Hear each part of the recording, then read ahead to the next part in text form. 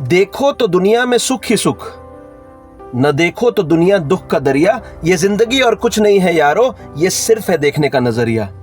दोस्तों, नजरिया अगर बदल के देखेंगे तो दुनिया खुशनुमा हो जाएगी, खूबसूरत हो जाएगी। नमस्कार दोस्तों, मेरा नाम राजा सिंह और आज की कहानी एक राजा की। एक राजा जो कि अपने कुत्ते से, अपने डॉगी से बेइंतहा मोहब्बत करता था, बहुत प्यार करता था। और इतना कि वो कहीं पे भी जाए, कोई भी बैठक, कोई भी मीटिंग, कहीं पे भी वो जाता था, अपने डॉगी को अपने साथ रखता था। और यहां तक कि लोग तो ये कहते थे कि अगर जानवरों से प्यार सीखना है तो बादशाह से सीखो।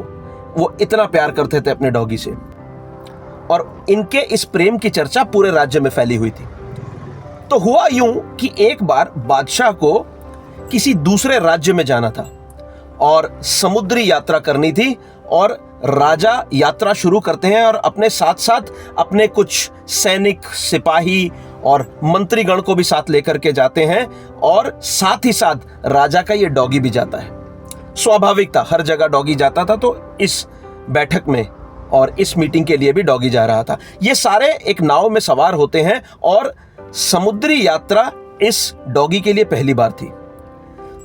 यात्रा शुरू होती है और जैसे ही यात्रा शुरू होती है, ये डॉगी मुंहचड़ा डॉगी था, थोड़ा सा मनचला था। कभी दौड़ करके आगे जाता है, कभी पीछे आता है, कभी खेल रहा है, कभी कूद रहा है, कभी यहां भाग रहा है, कभी वहां भाग रहा है। और इस भागा दौड़ी के वजह से हर वो व्यक्ति जो नाव में था, क्योंकि मंत्रिमंडल के अलावा कुछ यात्री भी उस नाव पे सवार थे, हर वो व्यक्ति जो उस नाव में था, इस डॉगी के भागा दौड़ी की वजह से सहज महसूस नहीं कर रहा था, कंफर्टेबल महसूस नहीं कर रहा था। क्योंकि ऑब्वियसली हर कोई कुत्तों के साथ बहुत ज्यादा कंफर्टेबल नहीं होता।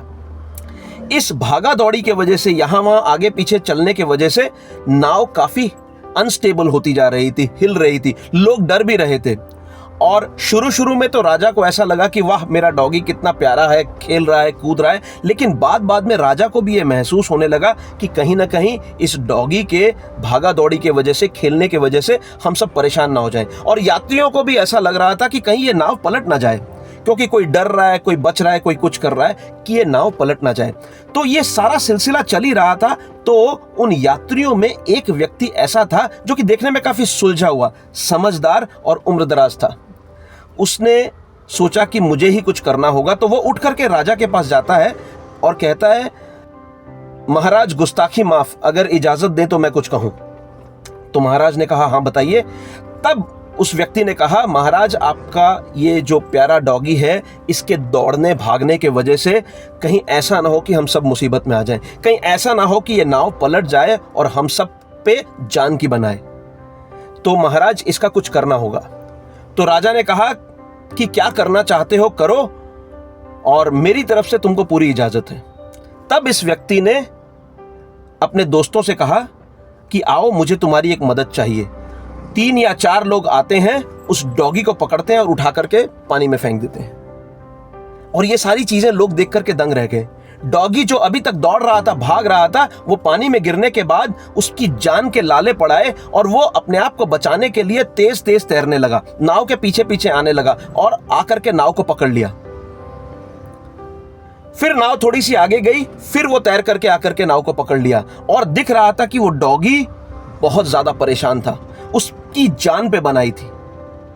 कुछ देर ये चीज चली और फिर उस व्यक्ति ने, जिसने डॉगी को उठा करके पानी में फेंका था, वो सारे व्यक्तियों ने मिलकर के उस डॉगी को उठा करके वापस नाव में ले लिया। जब उस डॉगी को नाव में ले लिया गया, अब ये डॉगी कहीं भाग नहीं रहा था, कहीं दौड़ नहीं रहा था, बल्कि इत्मीनान से एक कोने में जाकर के बैठ गया, डरा सहमा सा एक कोने में जाकर के बैठ गया।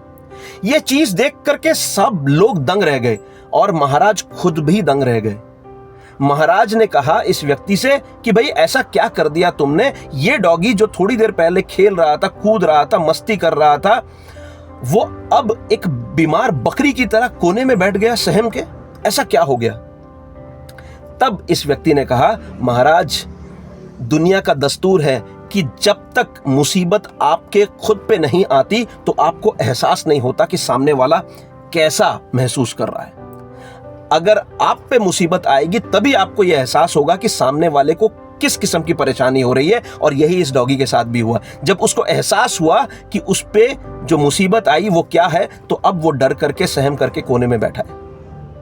सो दोस्तों, ये छोटी सी कहानी जो कि हमें ये सिखाती है कि जब भी हम किसी के ऊपर कोई तंज कसते हैं, हम किसी के ऊपर कोई कमेंट करते हैं और हम कई बार ये कहते हैं कि भाई वो तो गरीब आदमी है, वो क्या जानेगा शाही जिंदगी क्या है, वो तो किश्तों में डूबा हुआ इंसान है, वो तो भाड़े देने में उसका जीवन चला जाता है, थोड़े से पैसे कमाता है और उसी से जीवन जीता है, उसको शाही जीवन के बारे क्या पता। या कभी हम ये कहते हैं कि वो व्यक्ति जिसके पास बहुत सारा धन है, उसके पास तो काला पैसा है, उसको क्या पता मेहनत क्या होती है, उसको क्या पता स्ट्रगल क्या होती है। हम कई बार इस किस्म के कई तंज कसते हैं या इस किस्म के कई रिमार्क्स देते हैं और कमेंट्स करते हैं।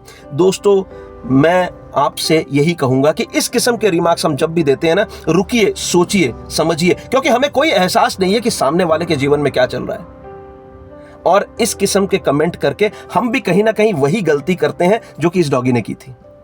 दोस्तों, इस किस्म के कमेंट करने से बचिए, क्योंकि हमें नहीं पता, किसी दिन ऐसा ना हो कि भगवान हमें भी उठा करके पानी में फेंक दें और हम भी जिंदगी को पकड़ने के लिए तेजी से तैरते तैरते रहें। क्या पता उस समय हमें वापस नाव में, जिंदगी के नाव में वापस लाने के लिए कोई हो या ना हो। मैं उम्मीद करता हूं कि यह छोटी सी कहानी अच्छी लगी होगी। अगर अच्छी लगी है तो लाइक एंड शेयर कीजिएगा। और वही कहूंगा आखिरी में कि चले आए, तैयार हो जाएं, मिलजुल करके इस दुनिया को एक बेहतर जगह बनाएं। दोस्तों, मेरे साथ इस चैनल पे बने रहने के लिए थैंक यू सो मच। आपका दिन मंगलमय हो।